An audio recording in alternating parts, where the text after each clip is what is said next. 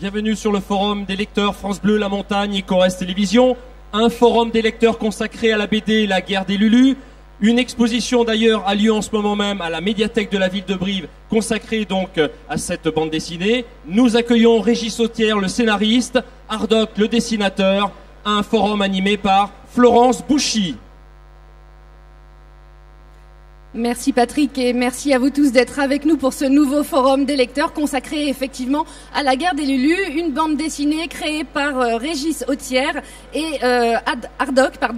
Régis Sautière, vous êtes l'auteur du scénario, Hardock, vous êtes le dessinateur et le coloriste aussi en partie. La guerre des Lulus, alors c'est une bande dessinée en plusieurs tomes. Chacune est consacrée à une année de la Première Guerre mondiale. C'est la Grande Guerre, mais vue par les yeux d'enfants qui doivent vivre en autarcie pour éviter les combats. Aujourd'hui, vous êtes venus en principe pour nous parler plus précisément du deuxième tome qui vient de sortir, qui est consacré à l'année 1915. Mais j'aimerais auparavant que nous resituions un petit peu le projet. Tout le monde n'a peut-être pas lu le premier tome et que vous nous expliquiez l'un et l'autre comment a surgi ce projet, ce que vous aviez en tête et si vous aviez qu'aviez-vous en tête au départ? L'idée d'origine de la guerre des Lulus, en fait, elle est venue tout bêtement d'une discussion avec une amie qui travaillait à l'Historial de Péronne, qui est un musée consacré à la guerre de 14-18. Et cette amie me faisait remarquer qu'il y avait beaucoup de bandes dessinées sur la guerre de 14, et il y en a de plus en plus avec le centenaire, mais il n'y avait aucune de ces bandes dessinées qu'on pouvait mettre entre les mains d'enfants, entre les mains du jeune public. Et donc ça a trotté un petit peu dans ma tête, et je me suis dit, c'est vrai, pourquoi pas essayer de, pas forcément raconter la guerre, mais en tout cas évoquer la guerre de 14 au travers d'une histoire qui serait lisible aussi bien par des enfants que par des adultes. Donc voilà, le principe de départ en fait était là. Et puis après il y avait aussi l'envie de ma fille en fait, ou la demande de ma fille de raconter une histoire avec des enfants. Donc c'est pour ça que les personnages principaux ce sont des enfants. Et alors pour raconter un peu l'histoire pour ceux qui la connaissent pas, en fait la guerre des Lulus c'est l'histoire de 4 orphelins qui au tout début de la guerre de 14 vont se retrouver isolés derrière les lignes allemandes, tout simplement parce qu'ils vivent dans un orphelinat qui est tout près de la frontière belge. Et au début de la guerre de 14, les Allemands qu'on attendait plutôt du côté de l'Alsace-Lorraine arrivent par la Belgique, envahissent la Belgique et après envahissent donc l'est, le nord-est de la France. Et donc l'armée française évacue tous les villages frontaliers pour que les civils ne se retrouvent pas en zone de combat.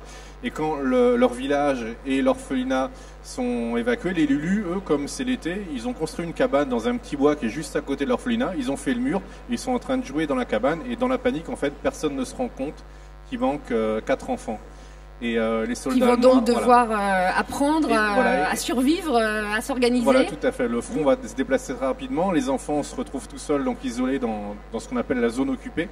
Et ils vont devoir apprendre à survivre et on va les suivre en fait pendant toute la durée de la guerre de 14. Ils vont grandir, ils vont évoluer beaucoup à la fois physiquement et psychologiquement. Et puis voilà, ils vont vivre tout un tas de choses. Alors, cette anecdote ou ce point de départ d'enfants qui auraient été oubliés, qui auraient dû et qui doivent du coup s'organiser, est-ce que c'est des choses qui ont pu exister, dont vous avez entendu parler et à partir desquelles vous broderiez, ou est-ce que c'est sorti de votre imagination? C'est complètement fictif. Il y a des soldats qui se sont retrouvés comme ça du fait de l'avancée rapide de l'armée allemande, qui se sont retrouvés isolés comme ça en zone occupée par les Allemands et qui ont dû essayer de survivre aussi. Mais généralement, leur aventure n'a pas duré plus de quelques mois avant qu'ils se fassent prendre ou avant qu'ils meurent de faim tout simplement ou d'autres choses. Par contre, l'histoire de 4 enfants, enfin de 5, puisqu'il y a une petite fille qui les rejoint, comme on le voit au milieu du tome 2, qui se retrouveraient comme ça, perdus, livrés à eux-mêmes. Ça a pu exister, mais en tout cas, j'en ai pas eu connaissance. Vous n'êtes pas tombé sur une anecdote, sur un entrefilé dans un journal qui raconterait ça? Non, pas du tout. Pas du tout. Est-ce que vous aviez eu déjà l'habitude de travailler ensemble tous les deux? On avait fait une première série. En fait, ma toute première bande dessinée, c'était avec Hardock, et c'était pour lui aussi sa toute première expérience dans le domaine. Elle est sortie il y a maintenant une dizaine d'années, oui tout juste, en 2004. Voilà, c'était une série qui devait se faire en 3 tomes, puis il y a eu que 2 tomes de publiés, donc on va pas revenir dessus, puisqu'elle est plus disponible de toute façon en librairie. Alors si je comprends bien, c'est vous, Régis Sautière, qui êtes à l'origine de l'idée du projet. Hardock, j'ai envie de vous demander ce qui vous a séduit, pourquoi, en tant que dessinateur et en partie coloriste, vous avez eu envie de participer à ce projet. Alors au tout début, il y a très longtemps avant qu'on signe notre premier contrat professionnel avec Régis, on se connaissait déjà et en fait on avait eu l'idée déjà de réaliser une bande dessinée avec des enfants. Et moi c'était une volonté que j'avais depuis toujours aussi parce que j'ai des réminiscences de lecture d'enfants, j'avais les bibliothèques roses avec les clubs des 5, il y avait les 4H chez Casterman, il y avait les séries qu'on connaissait, les petites canailles, il y avait l'autobus à l'Impérial qui sont des références qu'on a aussi en commun. Et depuis toujours j'avais vraiment envie de faire une bande dessinée avec des enfants. Et quand il m'a amené ce projet, qui était au départ pour un autre dessinateur, ce dessinateur a eu peur de ça, parce que lui, il voyait la guerre effectivement avec les tranchées, les horreurs qu'on peut connaître de 14-18, et de toutes les guerres, même celle de 39-40.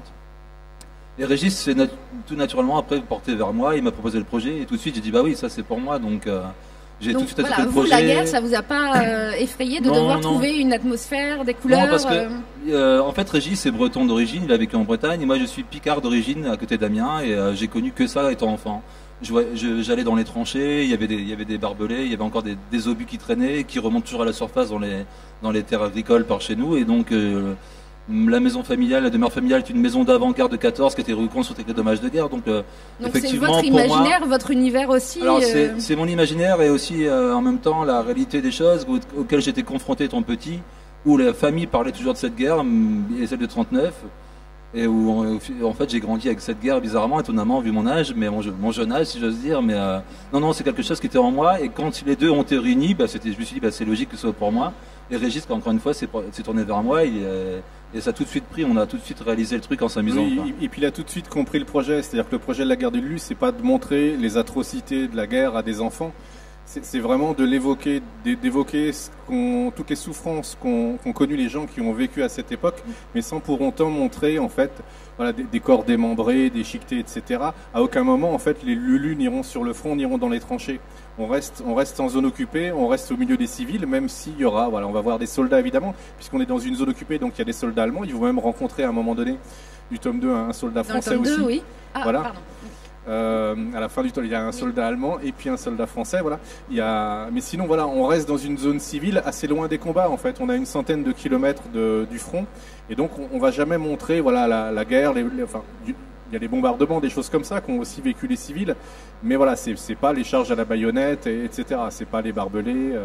Oui, c'est d'une certaine façon, le but n'est pas de montrer l'horreur de la guerre du tout. Enfin, c'est pas ça. Disons que le but est de montrer la guerre sous une facette qu'on n'a pas l'habitude de voir. C'est-à-dire que quand on pense guerre de 14-18, on pense tout de suite guerre de tranchées. Et nous, on a choisi en fait de montrer une autre facette qui a été en plus une facette qui est très peu exploitée aussi bien dans la fiction que dans les documentaires, que dans tout ce qui sort aujourd'hui et tout ce qui est sorti sur la guerre de 14, c'est le quotidien de la zone occupée.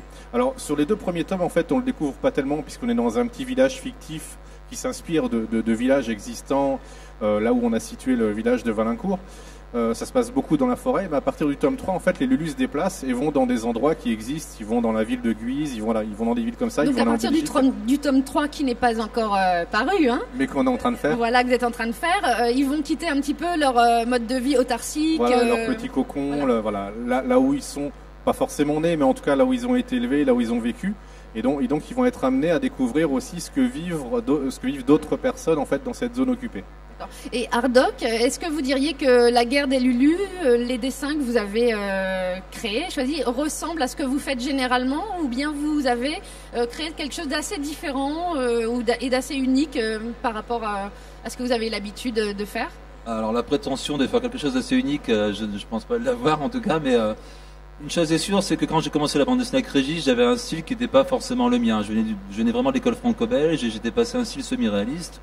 Et je pense qu'avec la guerre des Lulus, en fait, je suis petit à petit revenu au style que j'avais étant plus jeune, que je voulais en fait faire, d'ailleurs en étant plus grand. Et donc je pense que mon dessin est devenu plus naturel maintenant que sur les premiers projets. Quand on commence dans la bande dessinée, on présente plusieurs projets et parfois on teste plusieurs styles de dessin. Et puis malheureusement, des fois celui qui est pris, c'est pas celui auquel on aurait pensé travailler, parce que c'est le dessin où on se sentait un peu moins à l'aise. Mais sur la guerre de Lulus, effectivement, c'est un côté un peu plus rond, l'héritage franco-belge, avec un côté mi-réaliste, donc qui me permet aussi moi de travailler ensuite mon dessin. Et il y a toujours des tics de dessinateur. Dans la bande dessinée, on est tous nautiques. Mais voilà, effectivement, je me sens plus à l'aise dans ce dessin. Après, maintenant, il y a une chose extraordinaire qui est arrivée, c'est quand le premier tome est paru, il y a ça en janvier 2013, la série a tout de suite bien marché auprès du grand public, donc on s'en réjouit aujourd'hui. Et puis, et les gens aiment le dessin, aiment l'histoire, donc on continue sur cette lancée, voilà. Et alors, il y a une exposition, hein, on l'a dit, une exposition à Brive, à la médiathèque de Brive, et à l'occasion de la Foire du Livre. Elle dure bien sûr plus longtemps que la Foire du Livre. Elle dure d'ailleurs du 21 octobre au 29 novembre. Est-ce que vous avez collaboré vous-même à la mise en place de cette exposition ? Non, pas directement. Enfin, Hardoc, oui, de fait, puisque les planches originales sont exposées. Mais sinon, la conception de l'exposition, non, c'est une association qui s'appelle On a marché sur la bulle, avec laquelle on travaille régulièrement. Mais ils se sont vraiment chargés de tout ce qui est mise en scène, entre guillemets, de notre travail de base. Maquettage, etc., conception d'exposition. On les a aidés dans la mesure où on a répondu à des questions, des choses comme ça, mais c'est vraiment eux qui se sont chargés de la conception et de la réalisation de l'exposition. Et quel est le lien finalement peut-être entre votre projet à tous les deux, votre projet initial, donc la gare des Lulus, et la ville de Brive, pour que la ville ait envie de s'emparer de ces bandes dessinées? Est-ce que vous êtes de la région, l'un ou l'autre? Non, pas du tout, d'après ce que j'ai... C'est la première fois qu'on vient ici, aussi bien l'un que l'autre. On découvre c'est le coup de cœur de la médiathèque de Brive et de la Foire du Livre de Brive pour l'exposition. Oui, je pense que le centenaire a aidé, en fait, tout simplement. Voilà, on retombe dans l'actualité en quelque sorte avec le centenaire. Voilà, après, je pense pas qu'il faille chercher plus loin. Il faudrait plutôt demander aux médiathécaires ou à la ville de Brive, je sais pas. Alors, parlons un petit peu plus maintenant du tome 2, donc La guerre des Lulus, 1915 cette fois-ci, et c'est sous-titré Hans. Alors, quel était Parce qu'évidemment, la difficulté, c'est de faire avancer, faire évoluer ces enfants, on peut le dire quand même d'emblée, parce que c'est dès les premières pages. Quel est l'événement que vous avez trouvé pour susciter une avancée dans la progression et de l'autonomie de ces personnages, de ces enfants qui se retrouvaient, qui vivaient seuls, qui s'organisaient? Oui, l'événement, c'est-à-dire... ils vont devoir en fait apprendre à vivre avec un soldat allemand. Ah, on parle du tome 2, oui, d'accord. Oui, je parle du tome 2, pardon. J'étais dans le tome 1, oui, c'est vrai. Effectivement, à la fin du tome 1, en fait, les enfants rencontrent un soldat allemand, fortuitement. C'est-à-dire qu'ils vont visiter une ferme en espérant y trouver de la nourriture. Et ils tombent sur un soldat allemand qui est endormi dans une grange. Et en fait, tout le tome 2, c'est l'histoire de cette rencontre entre ce soldat. Alors au début, évidemment, il y a beaucoup de méfiance, surtout qu'ils ne parlent pas la même langue. Les Lulus parlent français. Et puis, ils savent parfaitement que les Allemands sont des méchants, les Allemands, ce sont les des Boches, ennemis. Ils l'ont lu dans le journal. Voilà, on leur a appris ça à l'école aussi, parce qu'il y avait un aspect revanchard aussi dans l'éducation de cette époque. Donc pour eux, voilà, l'allemand c'est le mal absolu. Il paraît qu'ils mangent les enfants en plus avec des pommes de terre ou ils les transforment en saucisses. Et donc voilà, donc il y a une méfiance naturelle, voilà, qu'il y a chez eux. Donc d'abord l'allemand c'est pour eux un prisonnier en fait. Mais ils savent pas quoi en faire. Est-ce qu'ils le tuent? Parce que s'ils le laissent échapper, évidemment il va prévenir les autres soldats et puis ils vont venir chercher lui. Donc ils ont peur de ça. Donc ils se créent tout un fantasme autour de ça. Et après, petit à petit, ils vont comprendre que cet Allemand, c'est aussi un être humain comme eux. Et donc, c'est toute l'histoire de l'amitié qui va naître entre ce soldat, qui est un soldat déserteur, en fait, et puis ces 4 Lulus. Et c'est ce soldat allemand, en fait, qui va servir un peu de père de substitution aux Lulus. Ça va être leur adulte référent. Et c'est lui, en fait, qui va leur apprendre à se débrouiller, à survivre en forêt, à reconnaître les champignons, à savoir où trouver pour se nourrir, comment on fait un collet pour attraper les lapins, etc.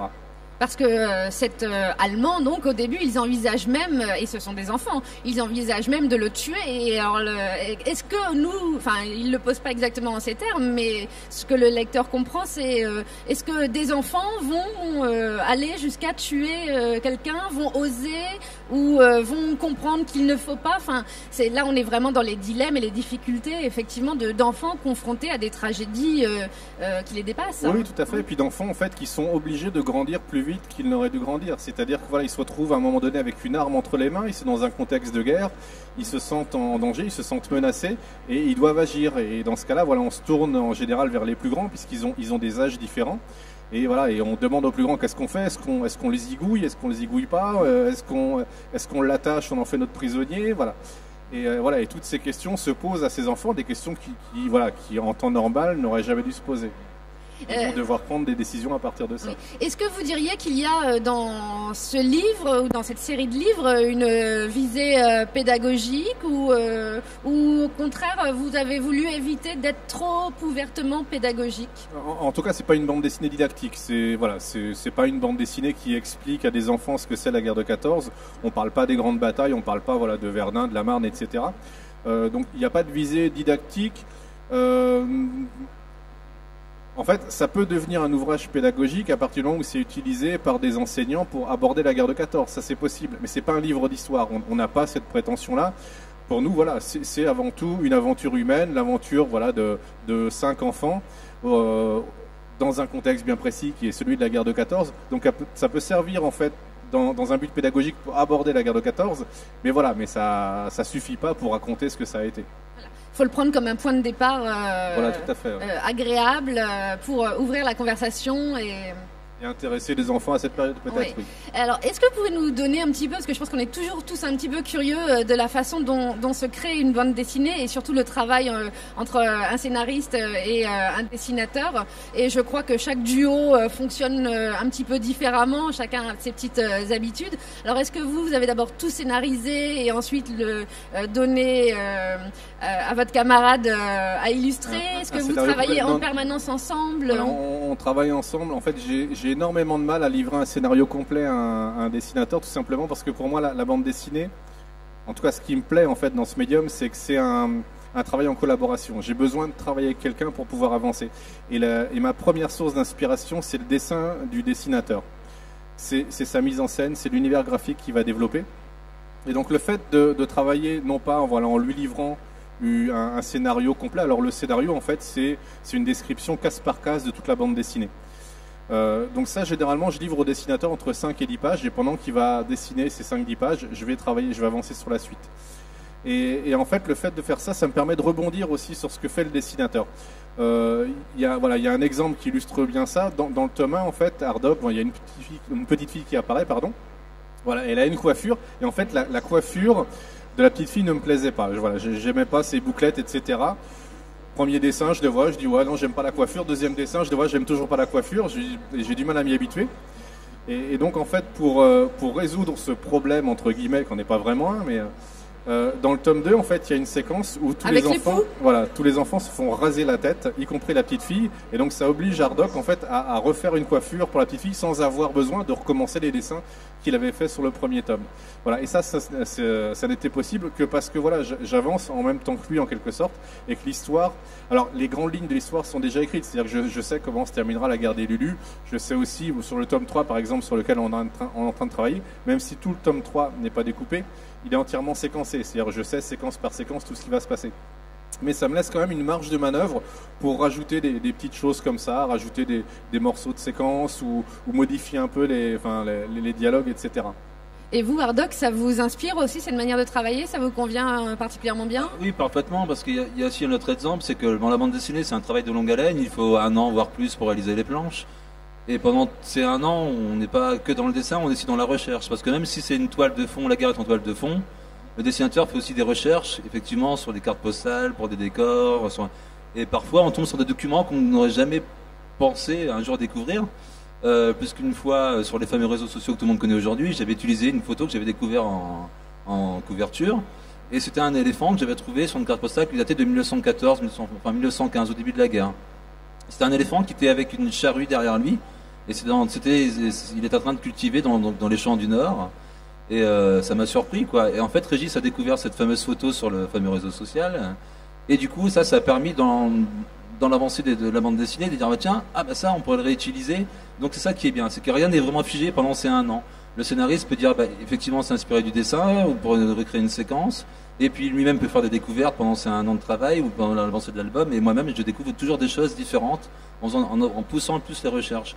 Et donc ça peut amener toujours des nouvelles idées. C'est l'avantage. Alors que s'il avait tout écrit dès le départ, effectivement, il y aurait peut-être eu des petites surprises qu'on serait passées après. Et on aurait eu peut-être des regrets de dire mince, on n'aurait pas pu les mettre dans cet album. Et puis on pourra peut-être pas le mettre dans le deuxième parce que ça correspondra pas à ce qu'on voulait mettre dans le 3e tome. Donc l'avantage de ce long travail, ça permet de toujours continuer à trouver des choses et puis à pouvoir fournir des petites pièces en plus pour amener un peu de piment et puis des petites idées en plus dans les histoires. Donc c'est ça qui est bien.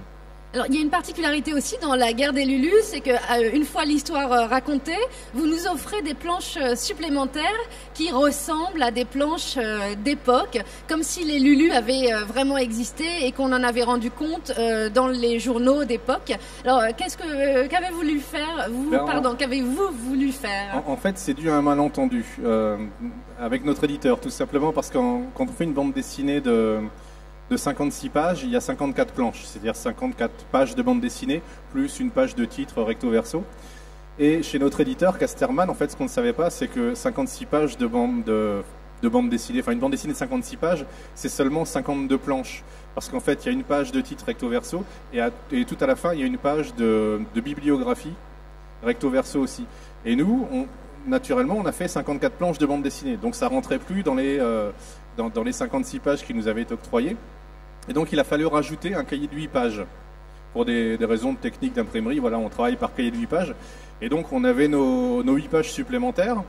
Donc sur les 8 pages, on a mis les 2 pages de bibliographie, mais après il restait 6 pages blanches.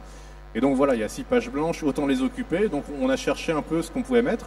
On s'est dit, comme on avait déjà avancé sur le tome 2, on s'est dit, on va mettre les 2 premières planches du tome 2, histoire de montrer que voilà, l'histoire continue et puis on est déjà en train de travailler dessus. Et donner envie, de continuer. Au lecteur. Et puis on s'est dit, on va mettre des recherches de personnages, des choses comme ça. Et on a trouvé amusant de le faire sous forme de journal de l'époque, façon voilà le petit journal, l'illustration, etc. Et à chaque tome, en fait, on l'enrichit de nouvelles choses, de petites pages de bande dessinée, façon illustrée, ce qu'on appelait les illustrés au début du XXe siècle, et des choses comme ça. Et puis aussi des dessins hommages de copains, en fait, qui s'amusent à dessiner, de copains auteurs de bande dessinée aussi, qui s'amusent à dessiner les Lulus à leur façon. Merci beaucoup Régis Authière et Hardock. La guerre des Lulus, c'est une bande dessinée publiée aux éditions Casterman. Je pense que nous pouvons vous retrouver sur le stand de Casterman tout le week-end pour une signature. Et je rappelle que l'exposition a lieu également à la médiathèque de Brive, actuellement du 21 octobre jusqu'au 29 novembre. Merci à tous.